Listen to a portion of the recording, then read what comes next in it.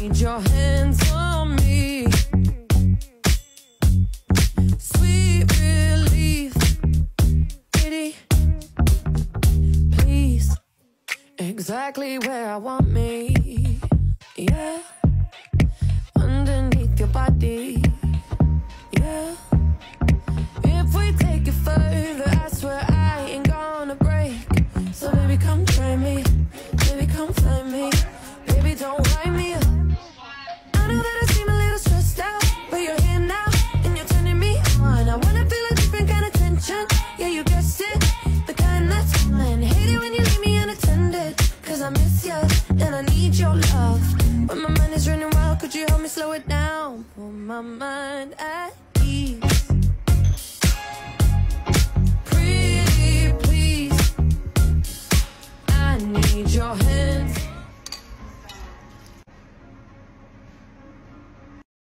Cruising down the highway 35.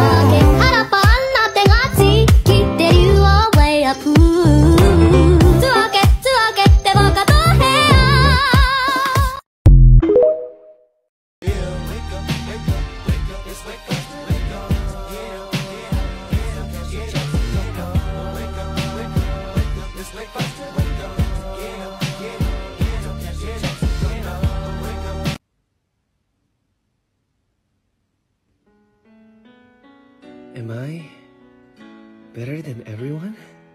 According to the judgment of the Oratrice Mécanique d'Analyse Cardinale, we now turn to the Oratrice Mécanique d'Analyse Cardinale. The judgment of the Oratrice Mécanique d'Analyse Cardinale.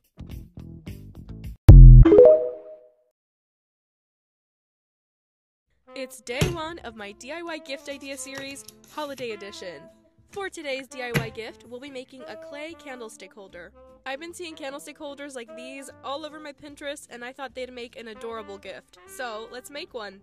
I started out by rolling out a thin slab of clay and then cutting out a circle. You can truly use anything to cut out your circle or trace your circle. I ended up using a yogurt tub lid, so whatever you find around the house works, I promise. Then from here, I rolled out a long coil, which I then placed on the edges of my circle.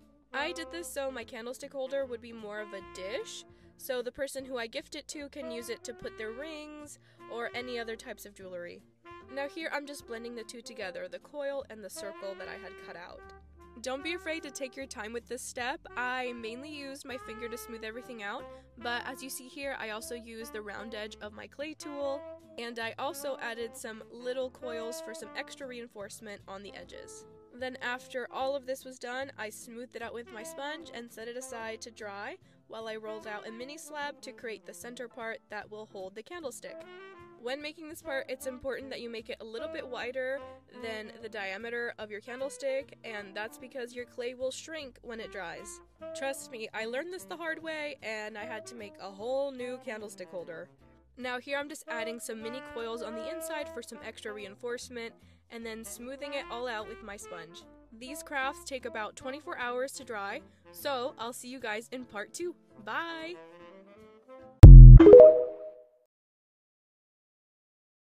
So I'm going to be honest, the flat parchment paper doesn't do a whole lot. It makes the surface of the icing totally dry flat and dries with a more matte finish, but after doing this cookie, I think that the flat parchment paper is more effective on a surface flooded with just one color, because you get to see the effects more clearly, like a common use is for a tombstone. Also, if you don't totally press the paper evenly on the icing, air bubbles can develop and dry like that, which I think looks really cool.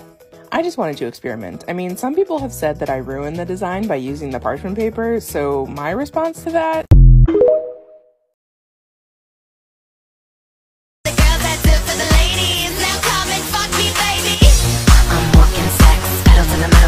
I'll be grinding out the diamond OG. I'll light up the joint, I'm trying to no fuck. I say whatever I want. Yeah, I do whatever I want. I'm counting up money for fun. So this is part 3 in making this little miniature scene on top of my hat.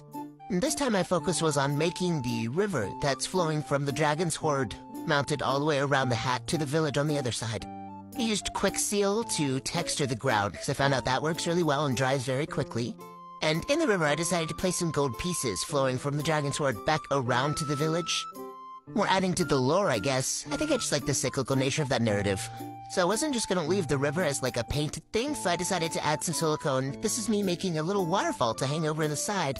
I used this, silicone caulk that I filled the river with to give it that water-like texture.